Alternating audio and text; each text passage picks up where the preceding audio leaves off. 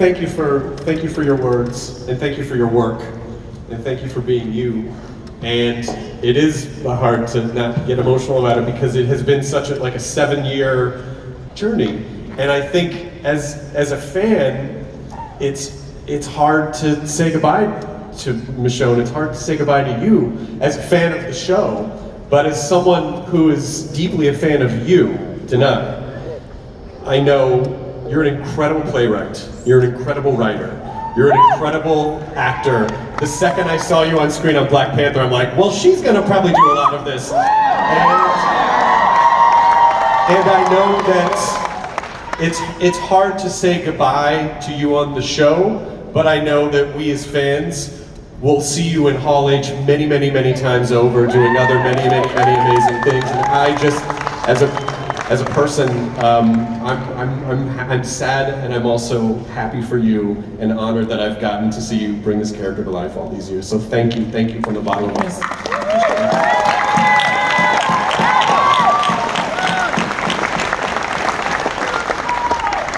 I'll miss running into you and stuff too, and making the jokes and stuff. But Angela, how do you as the showrunner send a character like Michonne off in a way that does the character justice? How do you even begin to tackle that? I don't know. It's hard. I think Danai, she's been here since season 3, and just her importance to the show just cannot be overstated. Just the mark that she's left, the excellence that she brings every day, the way that just her professionalism, her passion, all of that, it's been a remarkable journey that we've been on with her, and it's also just remarkable to see her just blooming and spreading her wings out in the world as well. So I think for all of us on the writing side, we just take that responsibility really seriously. This is a character that is important to us, it's important to the fans. In the same way when we were working on an exit for Andy, we approached it with just the same level of seriousness and wanting to do right by this incredible actress as well as the story. I hope we haven't screwed it up. I think, she's certainly, we've put her through her paces this year, and she's a spectacular actress. She challenges us. She brought the A++ game, as she always does, and I'm really excited to share the things that she's doing. I mean, we saw a little clip of her in a mysterious pose with Lucille, so we'll learn some more about that. And I'm excited for people to just see the depth and beauty of her work, as always. And we will miss the hell out of her. I'm sure there are audience questions, so let's open up the floor to some audience questions. Oh my God, Button Lady! Hi, Button Lady. Hi, Caitlin, I'm Button Lady. This is Button Lady. Pinning the buttons right onto your soul. After wiping the tears from my eyes from all that talk about Danai, my question is for Danai. A lot of your interactions on camera have been with Andy in the past, but this last season you've gotten to interact more with your co-stars. And what have you discovered about your co-stars that you didn't know before? Well, it has been amazing, actually. It's been fantastic. The amount of interactions I've gotten to have, even last year with this gentleman here, and then also with Cailey and just everybody, working more with Norman, and it's just been really, and working with the awesome new characters. And so it is interesting because it was a difference. It's a very deep difference when you're partners with Rick, and you have this partnership and this way of just looking at each other and communicating and going forth into things together, and now it's Michonne on her own, and there is kind of a new way to connect to people that was very thrilling, because you learn the color of people's eyes more deeply. But it was beautiful. But thank you. Yeah. Thank you, Button Lady. Hello again, how are you? Josh Garcia again. Yes, sir. My question is for Danai Gurira for the third time, and my question is, As you balance between your roles in dramas, The Avengers, and this, while writing stage plays, do you intend to bring your writing skills to the genres such as action and horror that you've been acting in other sources, whether for film or TV? Yeah, I'm involved actually very deeply in writing for TV right now, and once again so thankful for this family. I'm so thankful for this astounding woman sitting next to me, and Mr. Gimple. I've really leaned on them to learn how to do what they do, and they run like I don't know if there's a ship that you can steer, like you need more skill to steer than the one they steer, and so I've learned so much from them. They've given me so much generosity of information and support as I've stepped into starting to create for television. So I once again it comes right back to TWD family, man. So yeah, it's been a great journey with them. Thank you for your second Danai question. First one, too. What is your name? We've met Chris a few years ago. I know you don't remember me. Oh, it's good to see you again. How you been? What's going on? How's that thing? Wait. That thing still good? Wait, can I ask that question?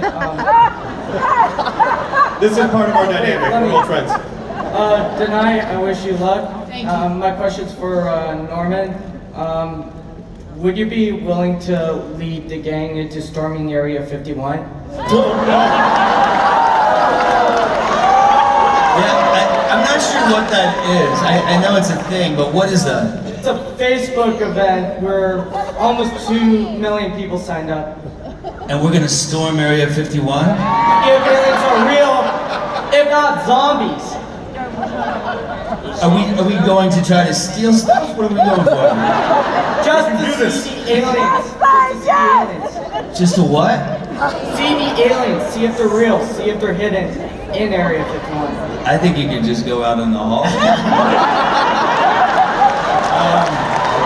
But yeah, why not? Let's storm Area 51. I'm down, I think.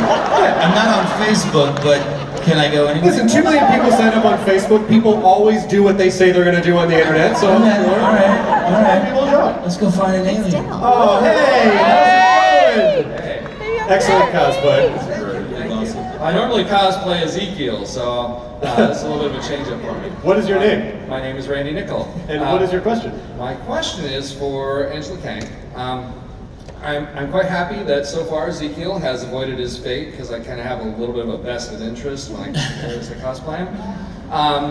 But I'm hoping, I want to know if he's going to be potentially taking over as the leadership of the Hilltop. Except that so far, every leader of the Hilltop has died thus far. Yeah, well, no, they haven't all died, just a couple of them. Yeah, take it easy, Randy. Come on. I think Ezekiel, he's definitely dealing with issues of leadership and what his place in the world is. I think Kari is doing an amazing job with the journey that he's on this season. I don't want to say too much about it because I think it will be a surprise left turn for people, but a lot of deep and touching work by our wonderful Kari. Excellent. Thank you so much. And thanks for being a part of our Ultimate Fan Challenge last season. You did that. I recognize you. Yes, thank you so much. Hi, what's your name? Hey guys, Whoa. Mike works. Thanks, Chris. How you doing? Hey, me too. Good. Thank you guys for coming here. My question actually is for my girlfriend. She couldn't make it, and it's for Norman. Norman, your portrayal of Daryl Dixon's past, his pain, the abuse, the trauma, all that is so touching and spot on. And she's gone through a lot in her life, and she just always relays to me how much she relates to your character and what he's been through, just some of the things that she's experienced in her life. And I just wanted to ask you a little bit where your inspiration for that comes from. And it's perfectly portrayed and it's beautiful, and just we love watching on screen, and just wanted to ask you a little bit about where you get some of that from. Oh wow, thank you for that.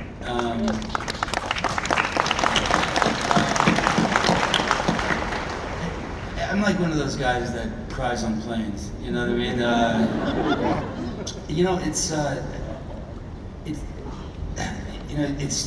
I think it's for some reason it's harder for me to do the jovial laughter character than it is to do that kind of vibe.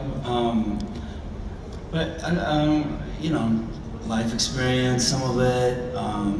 You know, if a lot of those scenes have been with really good actors that allow me to do stuff, like Melissa or Andy, or you know, like people that would let you go there. I think, like, remember me carrying Beth out? Remember that? I wanted to look like I was exhausted of tears doing that and not crying while I was doing that. So the crew on our show let me sit in a hallway on one of those igloo chests and just bawl for like an hour and a half.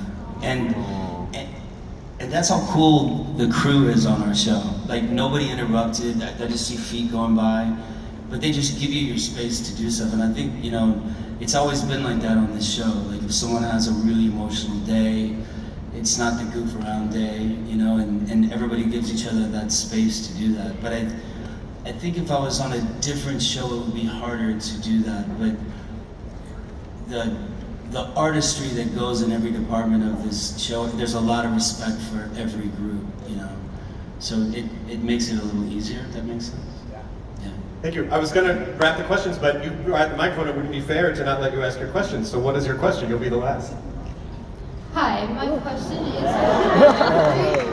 I wanted to know, does Negan see Carl and Judith? Does Negan see Carl and Judith? I think a little bit, yeah. I think that Negan has he genuinely likes kids. I think he has issues with adults, but I think... You think? It's a little bit like me, actually. But he really likes kids. It's not just Grimes' children. I think he has an affinity toward, there's, you know, he was a teacher before the apocalypse event. But I think definitely, yes, I think that there's definitely some stuff that he sees in Judith that is very Carl. And he, you know, we didn't play that storyline out as much as I had hoped with Carl, certainly. And thankfully, we found this amazing actor in Cailey, and working with her, we got to play some of that storyline, some of the Negan Carl storyline. She kind of took over that for Negan, and that has helped Negan find this road to redemption that he's kind of currently been on, and kind of normalized him, except for the gentleman here. But yeah, absolutely he does. Yeah. Excellent, thank you. And by the way, 9 a.m. tomorrow morning, Petco Park, please. Amazing everybody. That's all the time we have for the Season 10 Walking Dead Comic-Con panel. I want to thank everyone for being here. I want to thank you for being here. The Season 10 trailer is available on YouTube. October 6th, when Walking Dead will return to screens, directly followed by a live Talking Dead, and then the Season 10 preview special Sunday, August 10th. Tomorrow, Petco Park, like I said, for the Horde event, amc.com/Horde for more details. I'm going to excuse the cast, and then I've got one little last thing to show you, but one more huge hand for the cast. Thank you so much for being here.